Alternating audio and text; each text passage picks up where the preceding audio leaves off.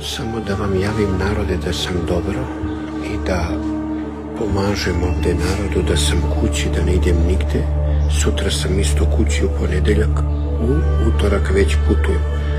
Znači možete još da dođete još danas, sutra i u ponedeljak. Veliki broj ljudi je došao, velike su vrućine, narod je ovde, vidite, čeka tamo napolje. Ima ih, znači, tamo, eno imamo tamo, imamo dole ljude, vidite, dole tu, imamo ovamo ljude, vidite, gde čekaju. Znači, veliki broj ljudi